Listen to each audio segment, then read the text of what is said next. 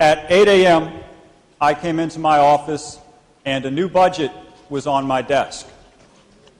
Now it's 4, and I'm being asked to vote on it. This is a plan to spend $21 billion of taxpayer money, and no one in the minority party was permitted to see it until this morning. I suspect there are several members of the majority who weren't permitted to see it until this morning.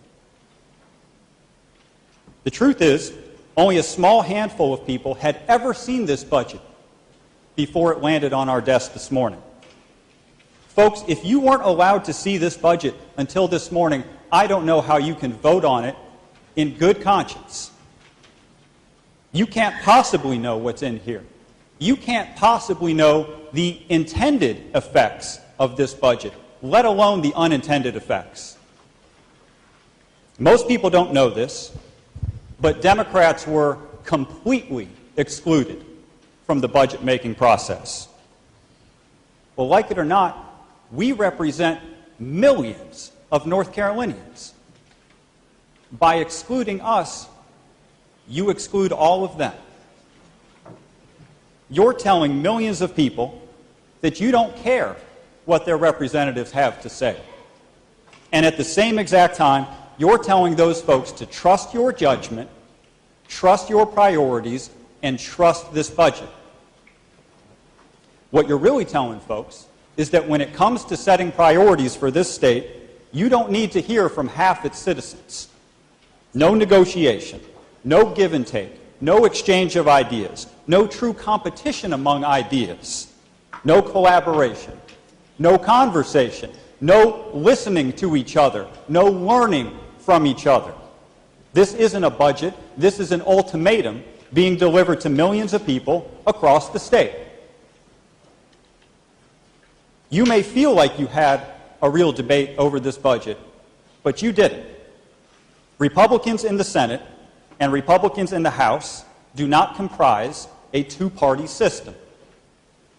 You thought you were having a debate when you were really just talking to yourselves all along.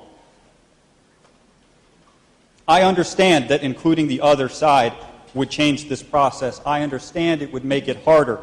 But history shows it would also make it better. You need a balanced approach to setting priorities. When one side decides to simply exclude the other side, it lends itself to mistakes. You're not just asking me to support the provisions in this budget, you're asking me to endorse the process. I can't do that. No normal person could do that. I could bring 10 people in off the street, explain to each of them how this budget was made, and every one of them would tell you they expect more from us. Nobody in the real world thinks this is how it should work. As a very recent member of the real world, I'm here to tell you, we all think these kinds of political games do our state a disservice. And I know what you're going to say. I can see you reaching for the microphone. You're going to say, Democrats did it worse. And you're right. You're absolutely right. About that historical fact, you're right. But in carrying on this legacy, you're wrong. You've mislearned all of those lessons. Being in power means having the power to change things for the better. This isn't just the way it works. This isn't just the way it's always worked. It's wrong. And maybe it takes the new kid to tell you that, but so be it.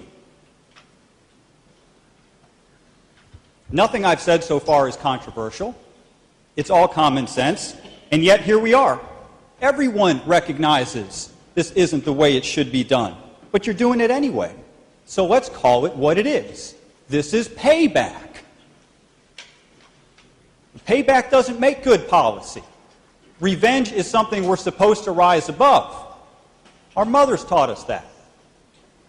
If you truly believe in the strength of your ideas, let's have a real debate. If you truly believe that your vision is the way forward for this state, then allow a perspective other than your own. I've gotten to know almost all of you. I respect all of you. This budget process is beneath you. It's beneath our state. Instead of propping up this sad tradition, we should end it. The pendulum will swing back. It's only a matter of time. Let part of your legacy be that you broke this sad tradition.